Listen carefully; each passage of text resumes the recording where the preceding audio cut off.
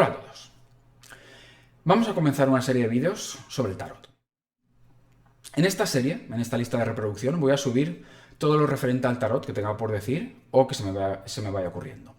Hoy voy a hablar brevemente de la historia del tarot y por qué considero que su estudio es tan importante en nuestro desarrollo.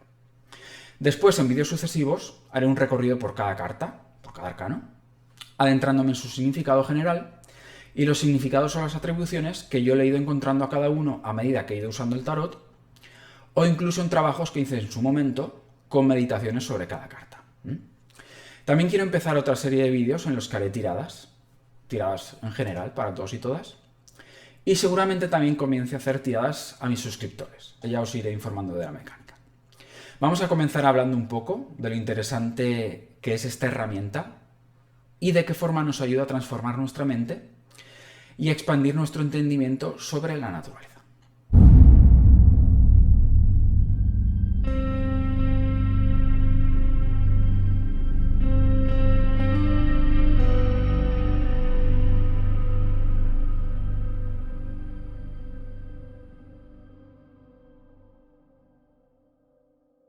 La historia del tarot, al menos la historia antigua, de dónde viene, qué cultura lo creó y todo esto, no está muy clara, la verdad.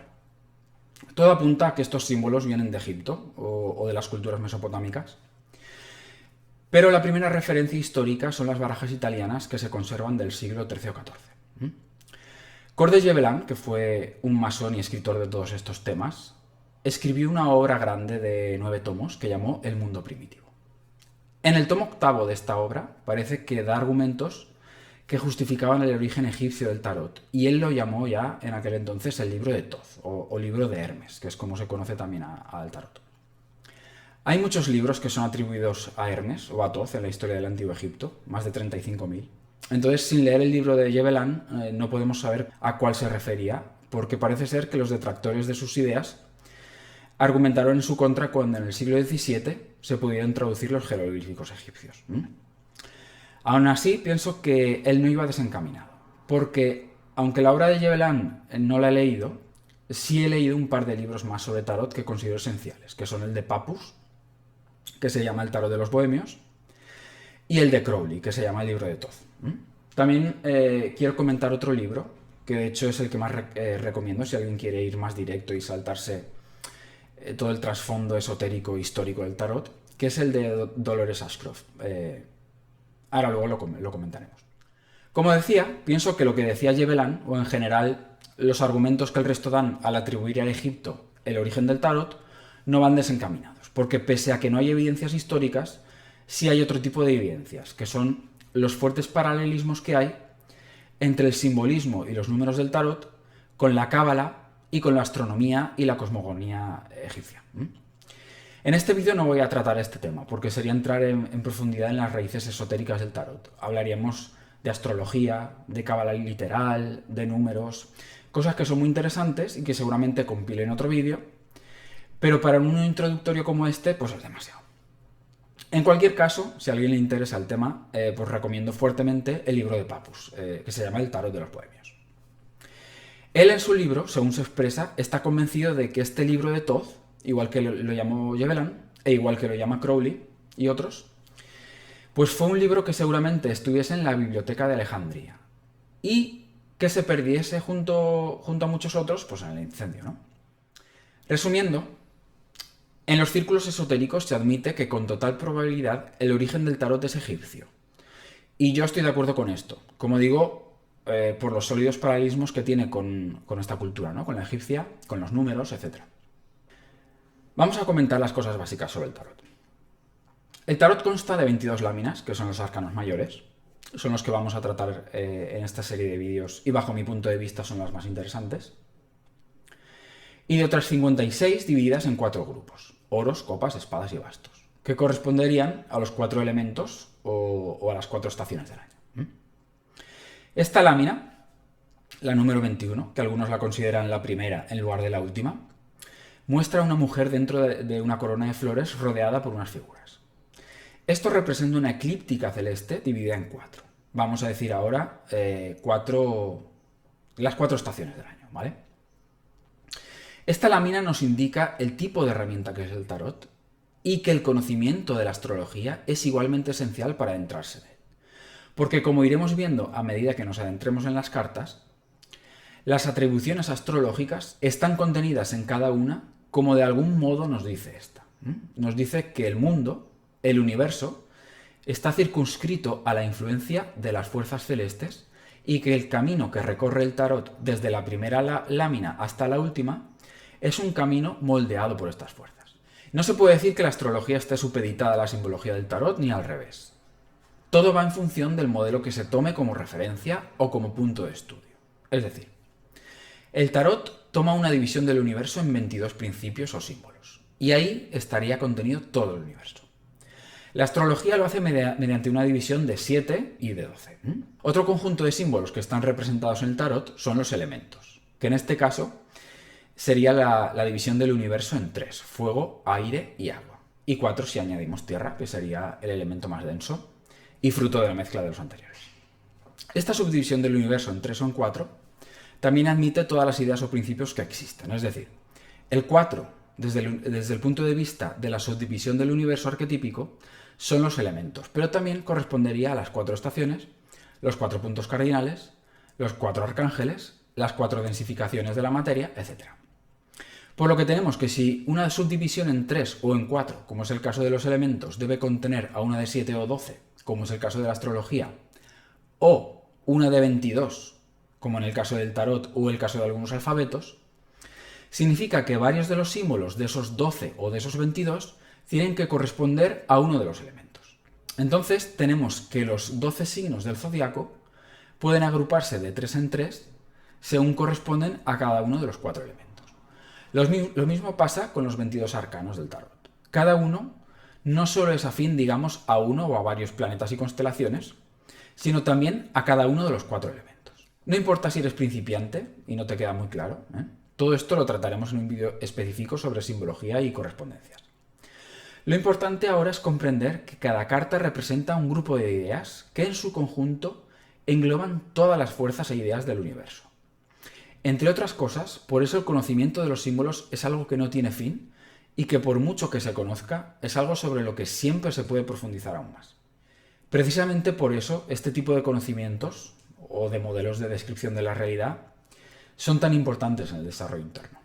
Como ya hemos dicho en alguna ocasión, todo aquel que se implica en su propio desarrollo o en el conocimiento a otros niveles, siempre se implica de algún modo y en algún grado, explícitamente o no, en el conocimiento esotérico, en el conocimiento del oculto.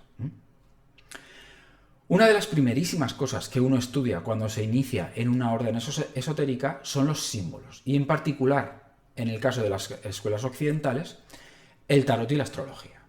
¿Por qué? Porque el conocimiento de los símbolos y el acostumbrarse a ver cada cosa que ocurre en la vida en base a ellos es adentrarse en un lenguaje que se parece mucho más al lenguaje arquetípico de la naturaleza. Y no solo despierta en nosotros esos símbolos y nos confieren el poder de usarlos, sino que a la larga desarrolla la comprensión de cada cosa que ocurre como parte de un mecanismo, como parte de un conjunto de engranajes, que son estos símbolos, y que nos hacen ver y comprender la vida en otros términos mucho más universales y ricos. Como yo digo, es como poder ver la Matrix directamente en su código. Llegas a acostumbrarte. Yo ya ni veo el código. Solo veo una rubia, una morena, una pelirroja. Otra cosa interesante a tener en cuenta sobre el tarot es que describe un todo o un universo, pero lo hace a través de una secuencia numérica. Para que entendáis esto, si cogemos el sistema decimal, del 0 al 9, podríamos describir cualquier proceso en base a esta secuencia, donde el 0 sería el vacío o la ausencia de movimiento, el 1 el inicio, luego el 2, etc., hasta el 9, que sería el final del ciclo o del proceso, ¿no? Lo mismo aplica para el tarot. En su conjunto, como digo, describe un todo que está dividido en 22 ideas o números, pero lo hace a través de un orden, de una secuencia.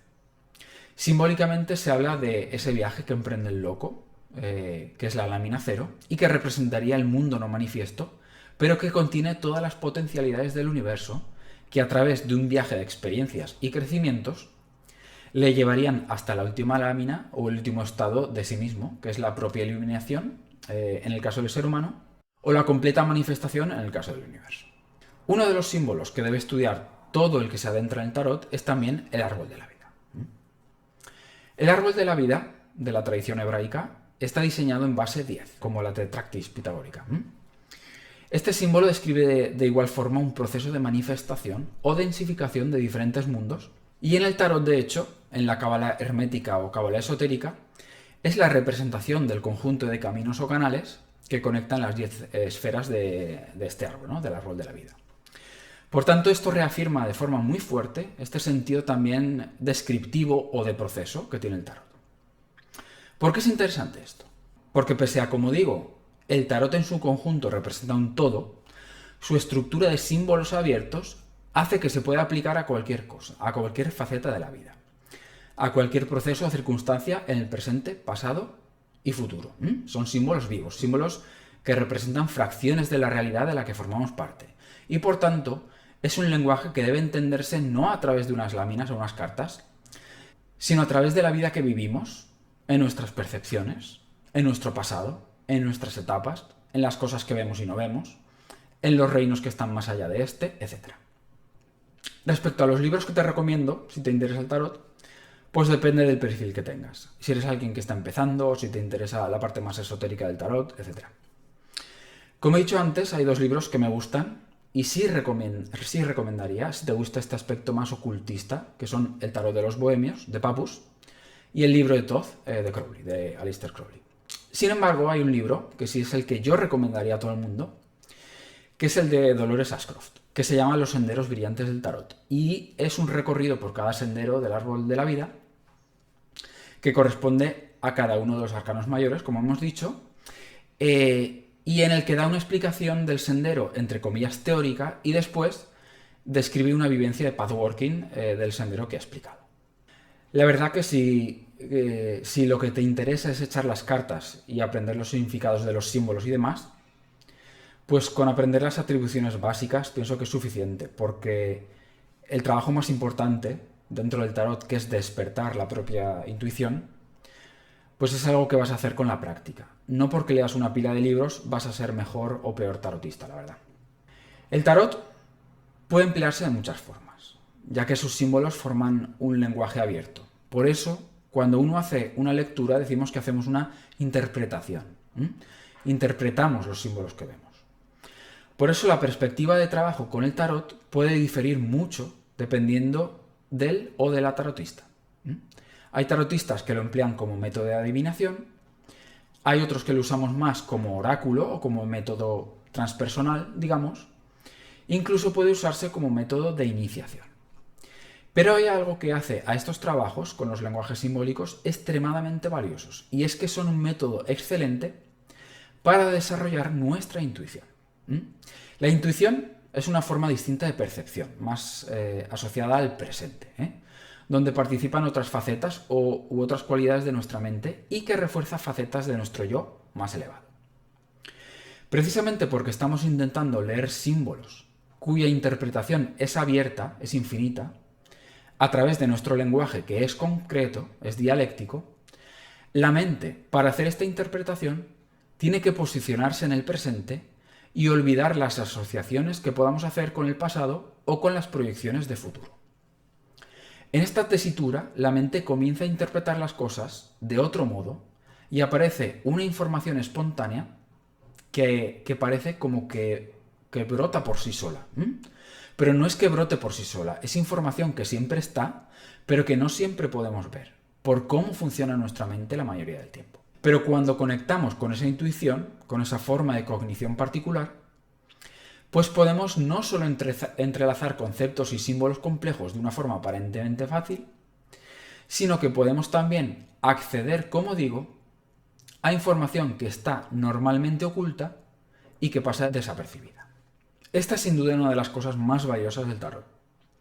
Y a decir verdad, más allá del gran conocimiento que se pueda tener sobre los símbolos, si eres un tarotista o una tarotista, digamos, aficionada, pero cuando tiras las cartas puedes desplegar esa faceta intuitiva de ti, pues entonces ya es poco lo que te queda por aprender, ¿no? Porque una vez abierta esa conexión con nuestro yo y nuestra intuición, podemos usar esa cualidad para ir manejándonos por nosotros mismos en casi todas las áreas.